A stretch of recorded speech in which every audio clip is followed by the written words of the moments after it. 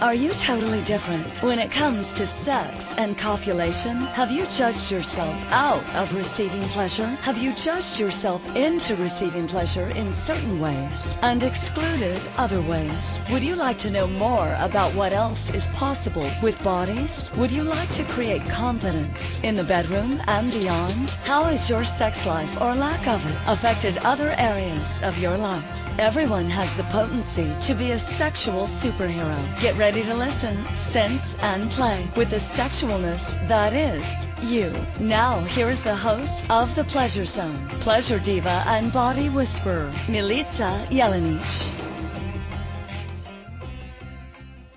Welcome to the Pleasure Zone, sweet pleasure seekers. You guys are so smart for joining my show today. You're so smart. Anyways, it's so super cool to have you on the show today.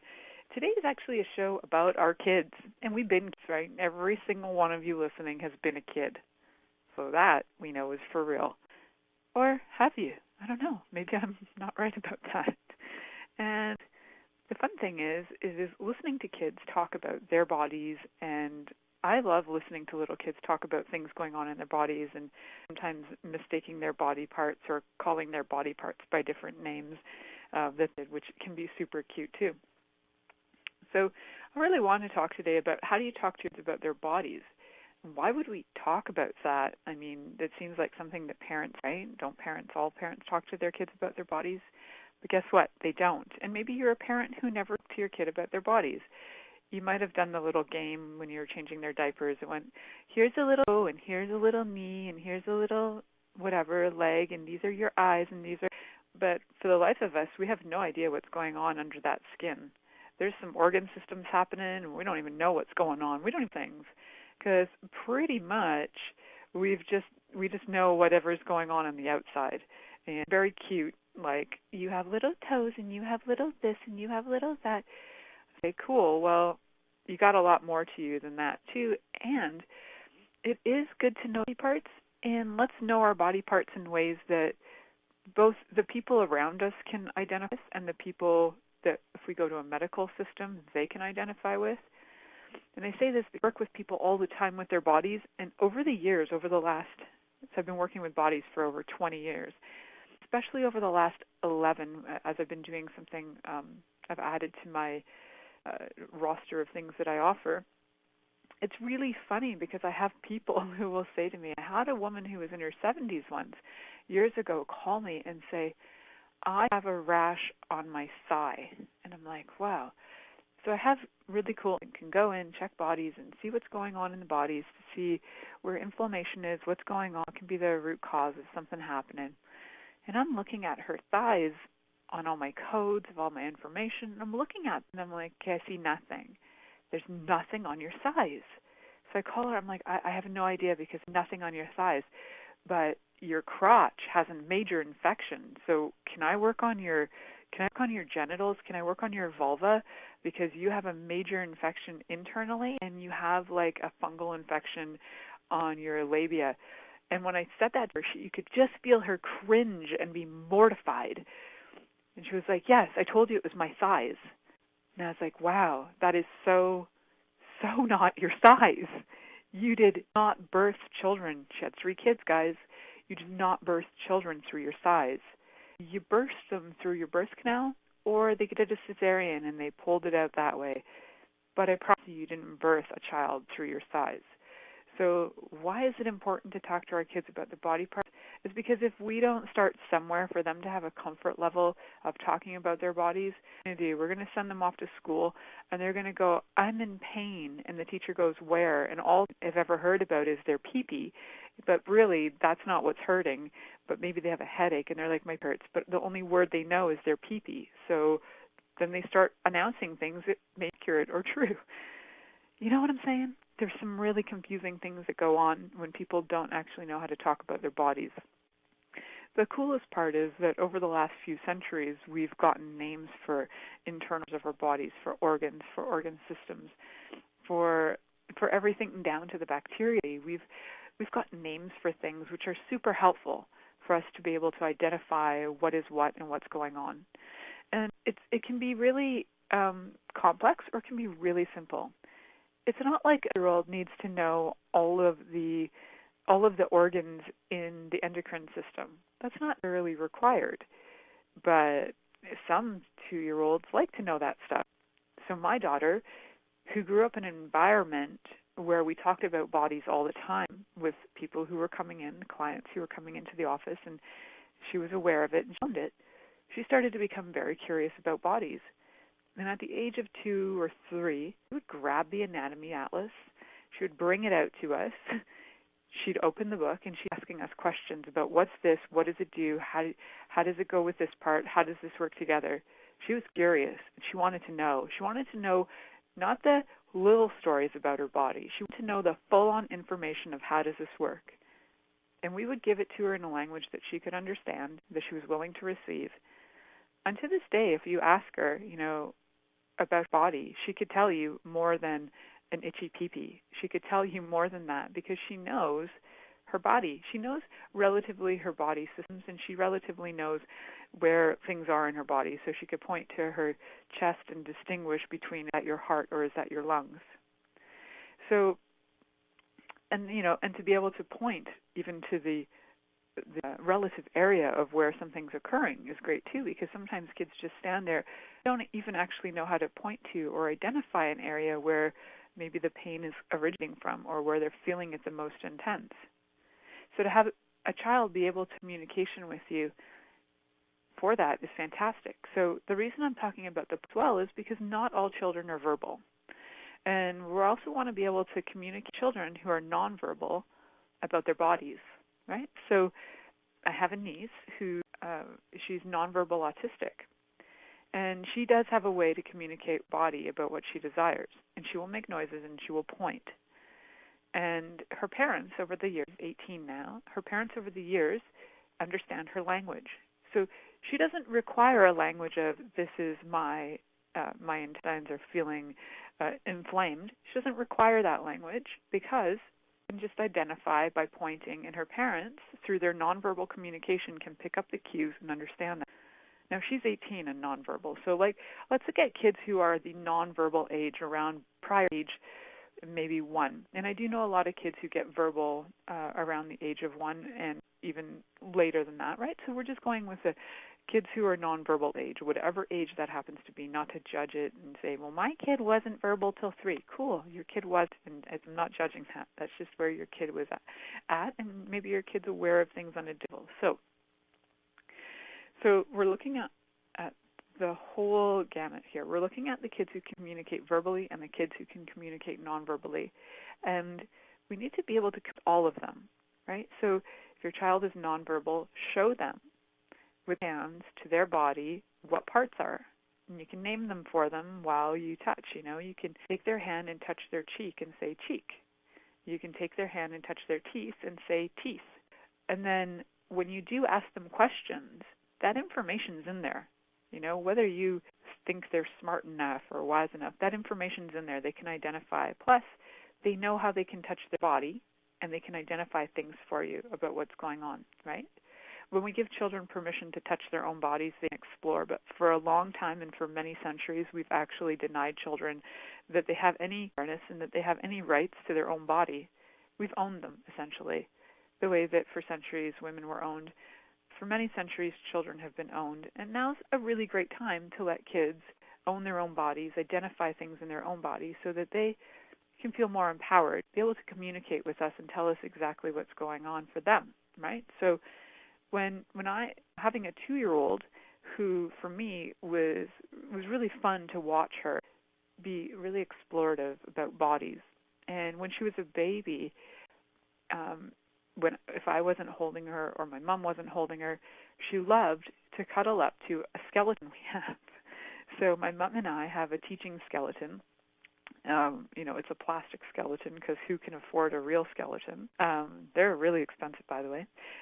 So my mom and I have this teaching skeleton, and my daughter, as a baby, she would cuddle up. She would just touch it and touch the bones.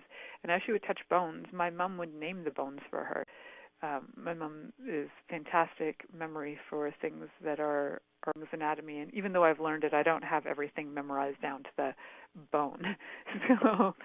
So my my mom would identify things for her, and then she would like mumble in her own cuteness, in her own baby-like way, and make noises that she was knowing. Oh, that's like different L vertebrae, T vertebrae. She was identifying things, oh, that's your sacroiliac, and she would touch it and rub it, and my mom would name things, and it was like a game. It was fun, and she was learning anatomy, and that was actually only about 6 months old when she would cuddle up with the skeleton, and it was around 2 when she started to get interested in the anatomy books. So she actually kindergarten with anatomy that was probably the level of like grade 9 or 10. And, the beauty of our system, as much as it's really great for socializing on some level, it dummied things down for her. And she went back to having to know things on a very simplistic level. And funny enough, consistently, yearly, I've had teachers tell me it confronts them about the information that they're teaching her about bodies, about health, about nutrition. How great is it when your kid can have the confidence to confront the teacher and say, that stuff you're teaching us about nutrition, it's a load of shit. And I don't apologize for it. I say, you know what? She's really educated on these things. She watches a lot of information on it, so you might want to listen to her. She'll probably tell you something that's correct. And so, the teachers sometimes in their humility actually listen to her, but not always. So, bless her, she's awesome. And so, how do we all know what Ziva knows? How do we all get to know that? And I think for me, also growing up, I had a massive curiosity about bodies. And I grew up with a family who has a background in medicine as well. So my grandfather was a doctor. My grandfather died in the summer. So my grandfather was a doctor. He had an office out of house in a small town. So he had people coming into the office, the home office, all the time. And I could hear them talking about stuff, and I could smell funk, coming off of bodies. And, his office was right beside my playroom, so I could smell stuff. And people had to go do tests and whatever. I could smell stuff through the doors. So I had a lot of weird memories of disease and funk and like infections that I could smell through the door of my grandfather's office. But those things got me curious.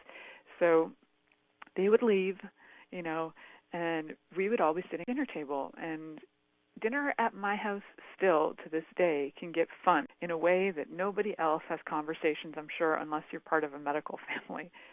In our house, we talk about things like, hey, we killed some parasites today. Yay, how did that work? Oh, yeah, that person had this massive cyst filled with pus. It was disgusting. But even as a kid, I would sit around the dining room table with my grandma and grandpa, my uncles, and everybody was there because we had a lot of family big dinners. And the discussions would be about different diseases. So my grandfather was a doctor. My uncle was a dentist. My aunt was a nurse. I got another uncle who was an eye doctor. I got like medical research people in my family as well. A lot of medical background, right? So we heard a lot of things all the time that normal families didn't hear. And curiosity piqued, and I would go into my grandpa's office. I would ask him questions. Apparently I'm very popular in getting phone calls, and maybe about the body parts and the grossness. And so during times when I could have conversations with my grandfather, I would ask him, like, hey, can you show me the most disgusting thing you've ever seen? And he'd go and he'd find his medical book, and he'd show me, like, gangrene of the testicles. And I was, like, 10 years old, like my daughter, and I would be like, wow, gangrene of the testicles, that looks disgusting. And I would read it, and I would research it, and these images kind of stayed in my mind. Set of information going on in there that was kind of mortifying and horrifying, but also very educational. And it got me super curious. Like, if we can have those diseases in our bodies, what do we do to keep diseases out? So that information actually assisted me. Now, I don't think it would assist everybody, but I prompted it. Something that I actually want to talk to you guys about is when you talk to your kids about their body and prompt you, right? That's the number one key. So let your kids prompt you on what they want to know. I wanted to know about weird, rot things that stunk and things that had to be pulled out of bodies that were just, I wanted to know stuff. That stuff fascinated me. My daughter wanted to know about, skeletons and lungs. She loved the respiratory system when she was little, really loved it, and loved to talk about things respiratory. And so everybody's different, and let them prompt you. So I'm going to prompt myself now. So we are going to head to a commercial break. Just remember, you're listening to The Pleasure Zone on Inspired Choices Network, and we will be right back after this commercial. Many of us have created a lot of limitations around sex and what we are willing to choose. What else is possible beyond what we have already seen, heard, or thought of? What if now is the time for a totally different sexual revolution, taking the taboo out of all aspects of sex, sexuality, and copulation by tuning in to the Pleasure Zone radio show with body whisperer Milica Jelenic. You'll receive tools, inspiration, and a foundation to allow yourself to receive more in your sex life and quite possibly other areas of your life as well. Listen for The Pleasure Zone with Milica every Monday at 8 p.m. Eastern Time, 7 p.m. Central Time, 6 p.m. Mountain Time, and 5 p.m. Pacific Time on InspiredChoicesNetwork.com.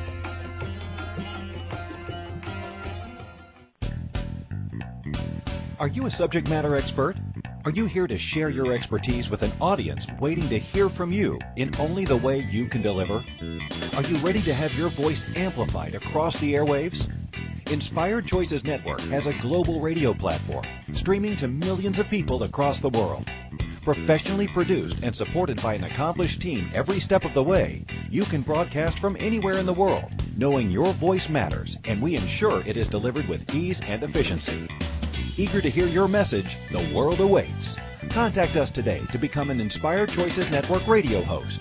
Email becomeahost@inspiredchoicesnetwork.com.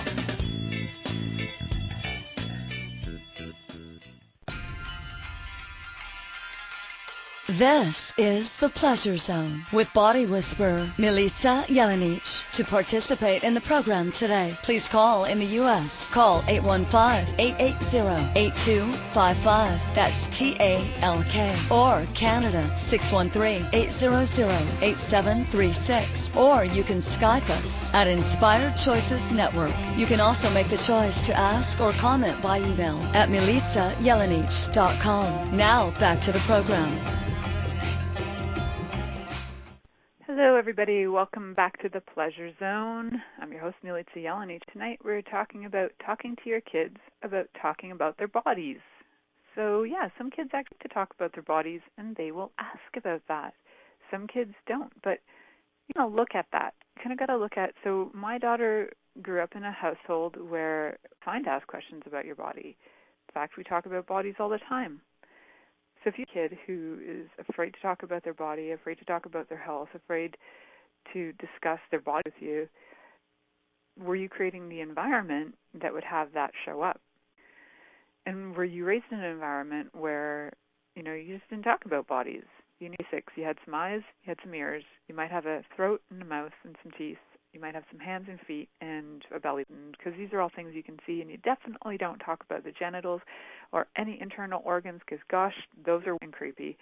Plus, we don't know what they are. So it's really funny. One of the greatest gifts we've been given on this planet, gifts that we've been given that gives us sensations, pleasure, sounds out of our mouths, all senses that we sense, and we do not have information about it. We actually hardly, in the grand scope of what we do know about bodies, we really don't know a lot. Even the most educated people in bodies who have researched, have memorized anatomy, who can tell you exactly how every part of the body functions and how things are connected, we still know nothing. We know about the skimmiest skim of an onion peel amount of information about bodies, because we're trying to break bodies down to something. We're trying to find the fundamental building blocks of bodies, and sometimes we think they're cells or atoms or, now quantum physics has the idea that our bodies are broken down to the building block of particle waves. Cool, but that's going to change too, because science always changes. So, which is fantastic too. We're always getting more information. So do we know everything? No, we don't. But what if we could actually get to know our bodies more? What if we could ask bodies questions? So if you don't know a body part, that's cool.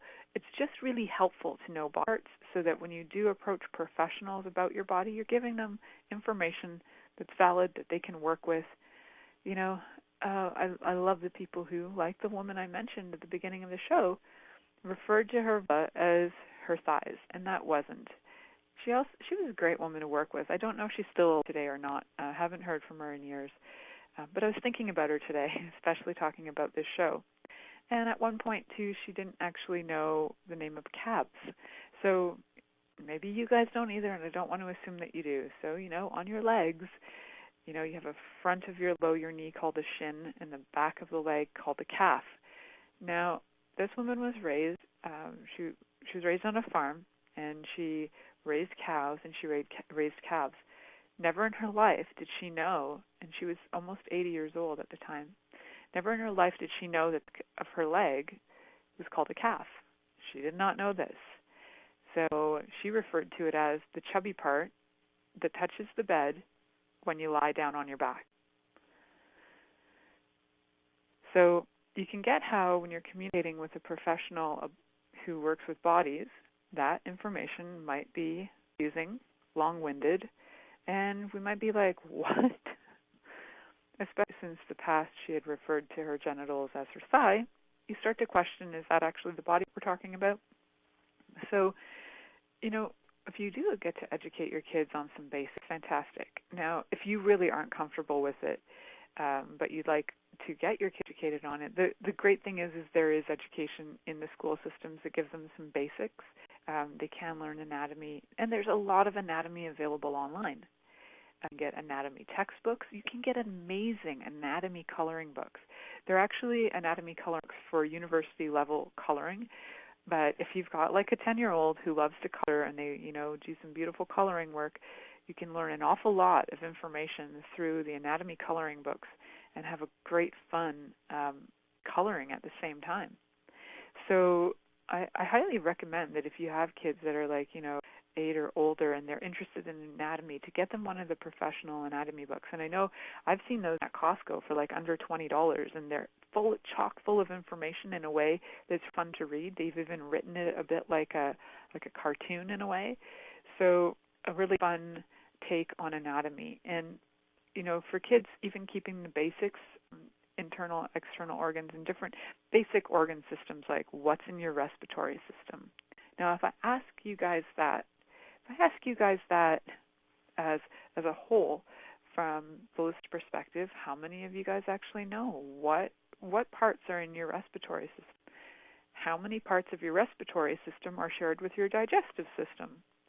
There's like so many parts that are actually shared in different systems, and we don't know that, right? And we're assuming, oh no, the respiratory is only the lungs, or we've got lymphatic systems, we've got so many systems in our body, and some of them cross over and they have shared parts and they work together, and others go to other parts to make them work. But, we could just go, that hurts, and that can be helpful as long as you can point to it.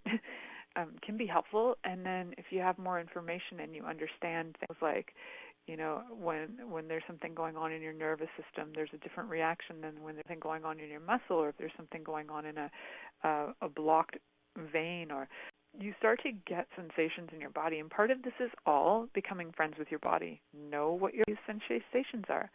So, if you're having a sensation where you've got a pain that travels down from one part of your body to another, pretty good chances are that's nerve-related, right? So if you know these things, that's nerve-related. So what did nerves use? And when you actually know what nerves use to thrive and grow and be healthy, they use things like electrolytes. So when you know these things, you can actually start to give your body some fundamental building blocks to stay healthy and happy.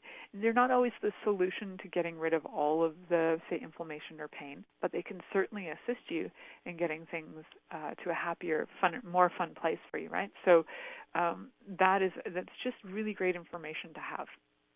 So I dare you guys, I dare every single one of you who's listening now and in the future, that if you actually don't know at least 3 organ systems in your body, 3 systems of any kind, whether it's your skeletal system or even your integumentary system. Do you even know what that is? That's your skin, guys. Your skin, hair, nails. Integumentary system. So we have these crazes in our body. We don't even know what the hell they're called. But I dare you to learn 3 of them. not inside out, but get familiar, right? So that you can go, oh, that's this system. Okay, cool. Now I have a sense. Oh, and what controls that part of that system? Oh, interesting.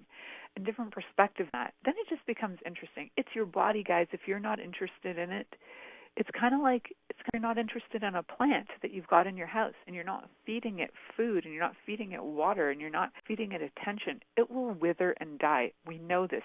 Science has proved time and again that if you leave a plant with no water, no sun, and no attention, it will die.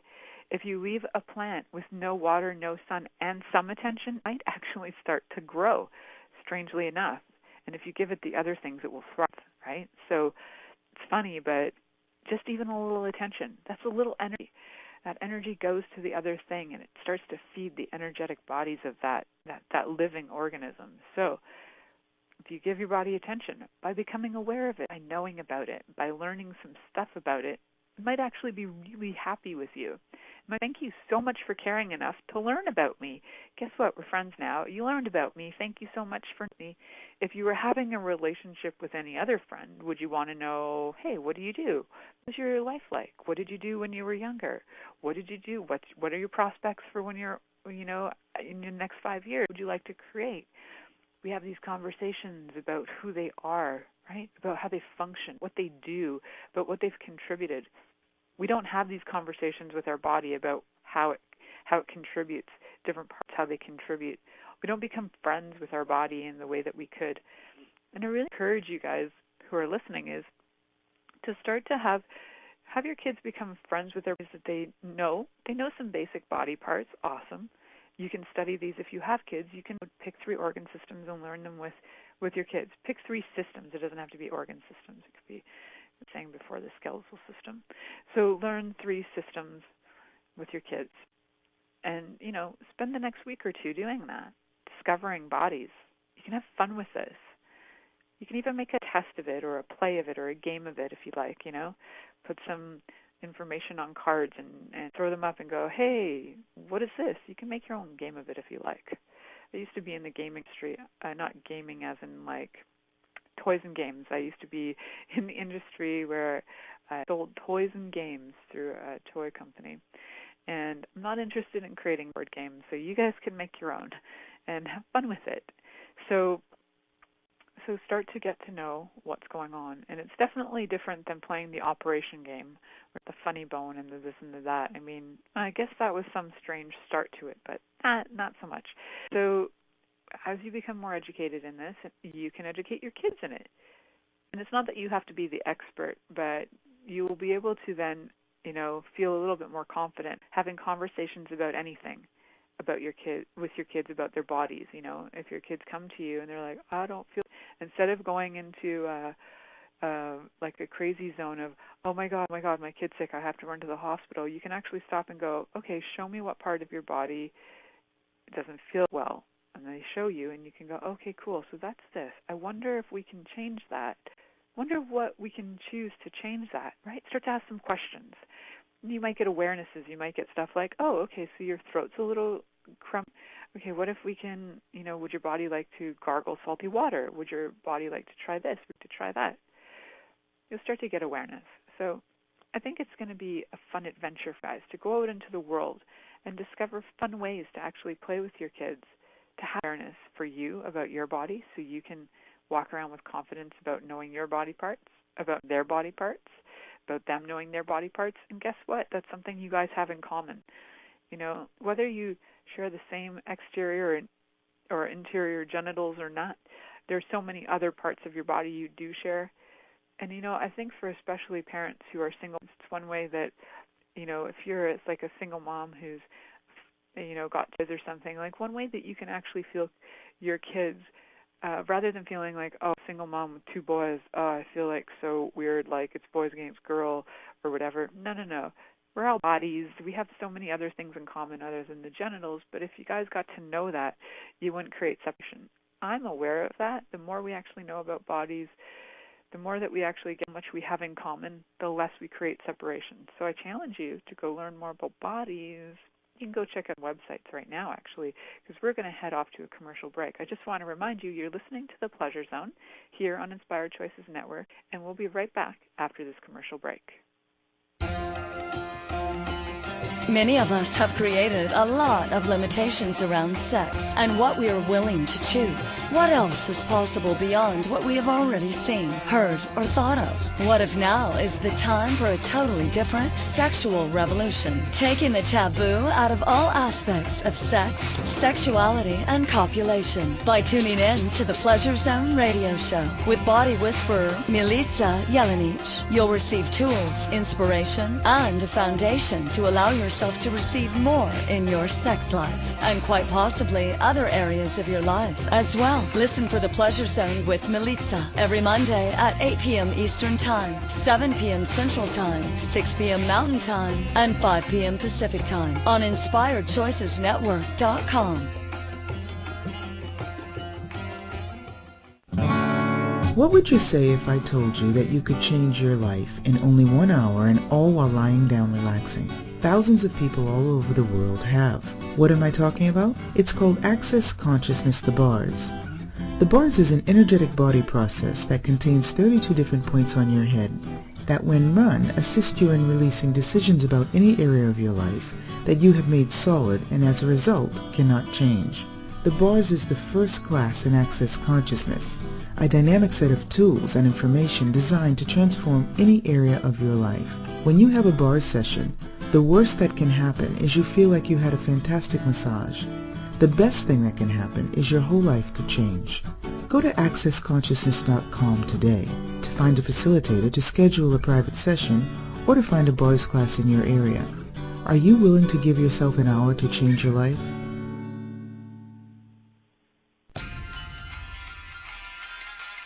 This is The Pleasure Zone with body whisperer Milica Jelenic. To participate in the program today, please call in the U.S. Call 815-880-8255. That's TALK. Or Canada, 613-800-8736. Or you can Skype us at Inspired Choices Network. You can also make the choice to ask or comment by email at milicajelenic.com. Now back to the program.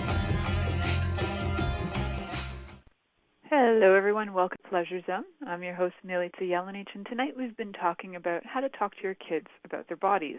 And why do we need to do that, and why do I think it's so important? Well, I'll tell you a little bit about that. So, in my life, I studied for many years. I've actually been studying anatomy and physiology and different things to do with health and different approaches to health. You know, anything from different things like homeopathy, although I am not graduated as a homeopath. I do have knowledge in homeopathy, and I tap into knowledge into different things for as long as it's fun for me. And sometimes, you know, I get that it's like 20 feet away from graduating from something, and I'm like, yeah, that's great. I have the information I require. Don't need the certificate.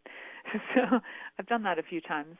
And it's really because mostly it's just that I wanted the information. I didn't really need to have the certificate.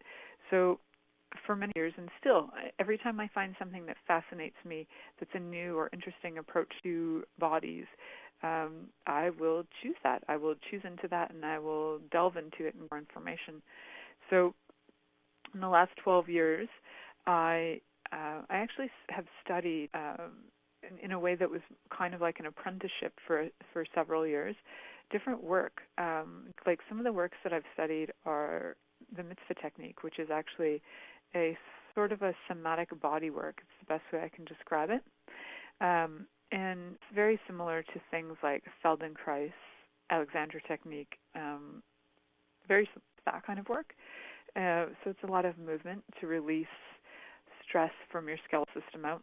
It actually starts to change things from, I can't really claim this, but you can start to see changes that have been locked into people's bodies for years and years and years start to unravel as you start to do the movements that bodies naturally do.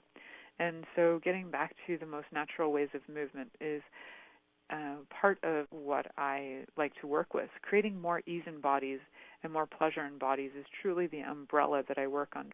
And so the mitzvah technique is one of the ways that I bring that to the world through touch and movement and exercises as well. And I do offer exercise classes online as well to learn some mitzvah technique exercises. I have that as sort of like once a week kind of a thing.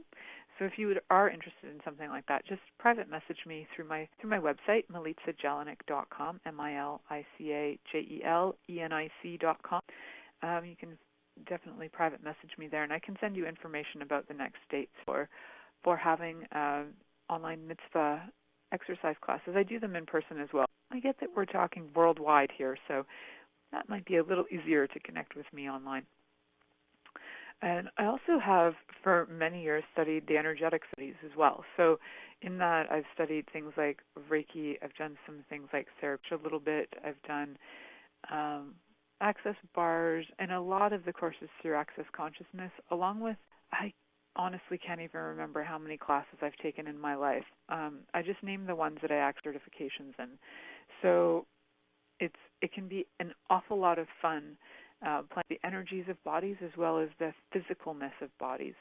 And some of the other work I do as well uses scalar waves as a way to start to create more ease in bodies, and basically using scalar waves get sent to bodies to start to assist the body to having more homeostasis so that it can heal itself.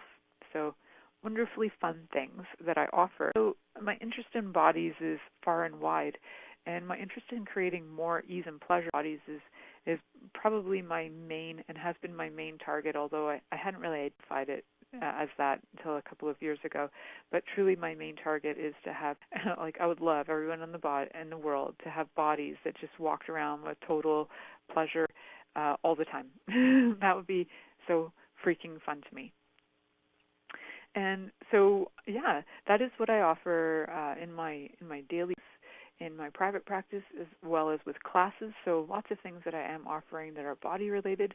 And so I do have some background when I talk to my daughter about bodies, but also I found that parents in my area have mentioned to me that they're like, how do you just talk to your kid like that about stuff like body sex? And I'm like, well, I'm not afraid of it. It's helpful that I'm not of it. And I'm not like interested in saying to them, how can you not? Because they can't. And that they can't, they're not in a headspace to be able to receive themselves. I get that. Not a lot of people. So if you are having a lack of confidence about your own body, if you feel in any way ashamed of your body, or if you feel you're judging your body constantly, you're judging others' bodies constantly, it makes it really, really hard to talk about bodies in a way, with kids especially, to have them not judge themselves. So if you're a parent and you're talking to a kid about bodies and you're constantly judging your own body, what are they going to pick up? They're going to, number one, pick up your judgment before they pick up the information of what you're trying to tell them and educate them on. They're going to pick up judgment. Even for the educators out there, and sometimes I go into schools and I'm a sci teacher sometimes. And as an educator, if your teacher is walking around judging your body constantly, you don't have to say these things. Kids pick them up energetically. You are projecting to the world that it's okay to judge yourself 24 hours a day, and this is how we function on the and that this is like something we should do because, look, I'm in a position of authority, and authority figures judge themselves. Does that feel light or fun or kind? Not so much. So I grew up in a home where bodies, as much as we had information about bodies, there was a lot of judgment about bodies as well. Unconscious judgment. So my mom had placed on her a lot of judgments about her body through my grandmother, who had a lot of judgments placed on her about her body, who, and it's like non-stop looking back. So when you look at that and you look at all the generations of people in your family who have carried judgment forth for you like a flame, and you're like running into the Olympics of judgment, that torch has been burning for many centuries, and that judgment's been carried on for centuries and centuries and centuries. So how do we drop that judgment? How do we let it go? And how do we start to have conversations about bodies that are realistic, that are meaningful, that have us enjoy our bodies and have us like be excited about having a body, that have us want to learn about them, have conversations with them? How do we drop that judgment? It's a really huge one. Now, you know, if you're totally sat in judgment to the point where, you know, you've just basically, like, every thought in your brain has to do with judging you, what I know is, and I've seen change in people who are diligent at coming back and having sessions with me, and I've seen them, you know, have determined about changing things. I've seen people go through changes where they absolutely loathe themselves to the point of like loathing everybody else on the planet, to the point where they just don't even want to exist. I've seen people go from that kind of state of mind and being an embodiment to like being really thrilled to even know that they're alive, that their body loves to be alive, that their body actually might love being naked, you know, that they have permission and they've given themselves permission to enjoy their own naked body. And how do we get, well, it's a daily thing. It truly is. It's like every time you hear that judgment, you can just ask, is that real? Is that even real, that thought that just came up in my brain? And you might yourself, because you've sold, you know, ice to Eskimos before, so you could probably convince yourself that thought. But maybe this time you can't sell ice to Eskimos, and you are not going to sell that crap to yourself. So it's maybe not a good deal. It's maybe not a 2-for-1 deal where you're selling crap thoughts to yourself. So you stop trying to sell them to yourself. And without that thought, who would I be? Is this thought real? No. Without that thought, who would I be? How would I feel? How would my body feel? And I don't know if you guys are familiar with the work of Byron Katie, but she's amazing, and I do talk about her often on this show. And one of the things that I learned from her, she has great questions, and she has a great book called Loving What Is, and I challenge all of you to go out and get that. It's a great book for everybody. So if you don't own Loving What Is yet in your life, now's a great time to go out and get it. 4 main questions that you can actually use to change pretty much every judgment you have about you. And real is one of her first questions that she asks, and I think it's a fantastic question in general. So, you know, is it real that, you know, your body, you don't feel like your body is lovely, fun, or playful? And for you, it might truly be real. But then if you ask yourself, without that thought, who would I be? What would I choose? With that thought, who would I be? Oh my God, I would be free without that thought. And so now you have a choice. You can let go of that thought, or you can hold on to it. Honest to God, the greatest gift to you is choice. So choose to let go of that thought. Choose to create a new one. So, and just keep on asking yourself, so without that thought, who would I be? Oh, there's an energy. Cool. Swallow that up and bring that into your life. And why I'm telling you this, parents, is that when you do this for you, you set an example for your children. You are going to become the person who shows them through your actions how to be different. It's not about being perfect. It's about being. And if you're looking for perfection, heck, you're talking to the wrong person, because there's no such thing as perfection in my universe. So if you're looking to have something different, something more easeful, something more pleasurable, how awesome is that? Cool. I got lots more to say. So I want to thank you guys. And I just want to remind you that you're listening to The Pleasure Zone here on Inspired Choices Network, and we're going to be right back after this break. Many of us have created a lot of limitations around sex and what we are willing to choose. What else is possible beyond what we have already seen, heard, or thought of? What if now is the time for a totally different sexual revolution, taking the taboo out of all aspects of sex, sexuality, and copulation by tuning in to the Pleasure Zone radio show with body whisperer Milica Jelenic. You'll receive tools, inspiration, and a foundation to allow yourself yourself to receive more in your sex life and quite possibly other areas of your life as well. Listen for The Pleasure Zone with Milica every Monday at 8 p.m. Eastern Time, 7 p.m. Central Time, 6 p.m. Mountain Time, and 5 p.m. Pacific Time on InspiredChoicesNetwork.com. Hey everybody, this is Dr. Dane here, and I would like to invite you to an adventure in being. I've just written and finished a new book known as Being You, Changing the World. Are you one of those dreamers? One of those people who's always known that other possibilities should be available but haven't yet been able to see them be created? Well, I wrote this book for you. In it, you'll find tools, processes, and unique perspectives to change the things you've always wanted to change but didn't know how. In it, you'll find an invitation to a different possibility for a way that we can be in this world that changes not only our lives, but by being us, allows us to contribute to changing everything planet-wide that doesn't work. Are you aware that truly great people, truly being them, is the only thing that has ever created a great change on this planet? Are you willing to step up? Are you willing to be one? Check out a copy of my new book, Being You, Changing the World. I invite you to go to beingyoubook.com for a free gift.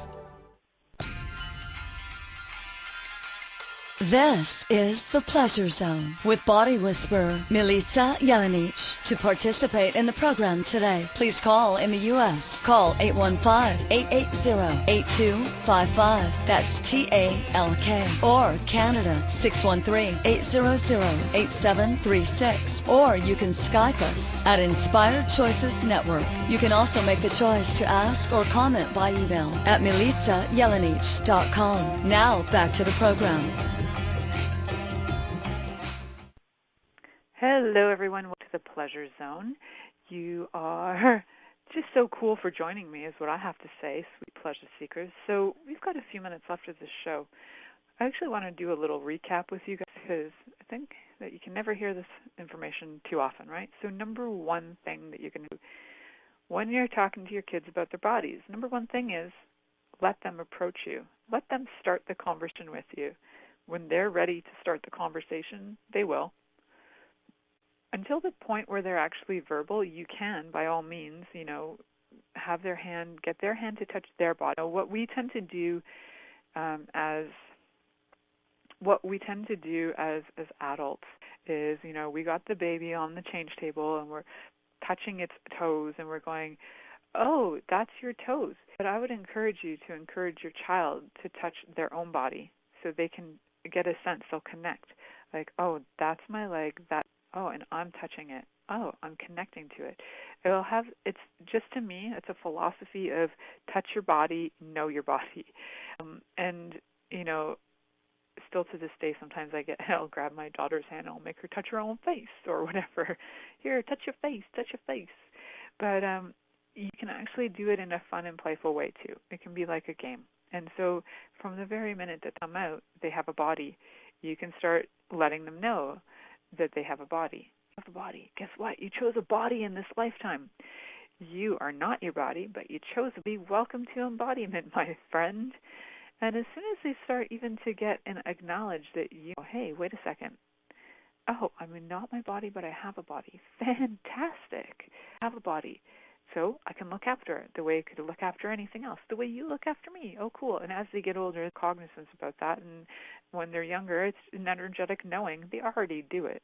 So, but getting them to know their body, to identify this is theirs. And when you, with your own hands, your own face, if you touch your own face with your own hands, you really get that's you.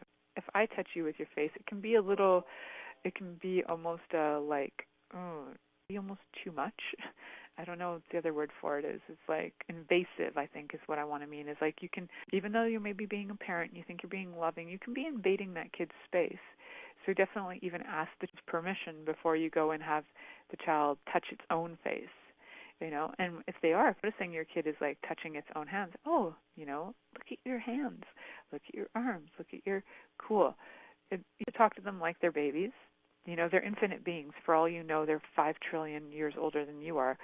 Talk to them like you talk to anybody else, And also use the words that you know. If you don't know the anatomical words that are written in the, anatomy journals or whatever.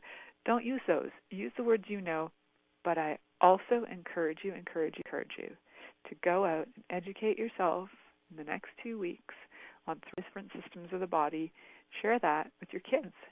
Share it like information. If you don't have conversations with your kids about bodies, is now the time to start, because you might be arguing with them about other things. Go clean your room. Go clean your this. Go clean your that. Why? Well, you have a body, and that body needs to be comfortable in a space and be in a clean space. And, why? What do you mean I have a body? Like everything that they have is relative to in this lifetime. Their home, their bed, their stuff, all of it's relative to their body. And if they start to look after their body and know about their body, be able to explain what's going on with their body, it's a fantastic gift. One of the main reasons, and I am just mentioning this now at the end, I love bringing in these things right at the end. One of the main reasons I am adamant about teaching children about their body parts is because if they don't know what's happened to their body, they cannot explain it to adults. And if they can't explain they've been sexually abused where somebody touched them, we're in trouble, guys, because there's an awful lot of sexual abuse going on. There's an awful lot of things going on. Even locally in Toronto, there was recently an incident where 6 boys had sexually abused another boy. And guess what? That conversation about body parts, now that boy's got to go and explain what happened to his body to police, to everybody. He's going to be, and if he's not okay with, if he was okay with talking about his body to begin with, it's going to be mortifying for him to try and go out and explain what occurred when he already doesn't even maybe want to talk about his body as it is. But if you have even a little bit of confidence talking about your body, it might give you a different energy. You might have confidence in general, but it might have a different edge when it comes to if something ever occurs to your children. I'm not saying it will, saying if, then they have an edge and they can actually say, so-and-so touched me there. That's what occurred, right? They can actually say, my genitals were touched. That's what occurred. I know what they are. They're my genitals. They got touched, which is different than somebody touching your thigh, right? It's your thigh. It's not your genitals. Were you okay with them touching your thigh? No. Then tell them to bug off, right? Definitely for their bodies, for their lives, so that they can feel a sense of security, so they can feel a sense of strength and honoring themselves and their bodies, and have conversations with them about what's going on, whether it's health or abuse or anything. So thank you so much for listening. I think next week's going to be a replay, but it's hard to say because I'm going to be traveling with my friend on a wild adventure. So have a great week. Until next week, stay tuned and turned on. Thank you for choosing to listen to The Pleasure Zone. Milica Jelenic will return next Monday at 8 p.m. Eastern Time, 7 p.m. Central, 6 p.m. Mountain, and 5 p.m. Pacific on InspiredChoicesNetwork.com. We hope you'll join us. Until then, have the best week of your life by choosing to be turned on and tuned in to your body.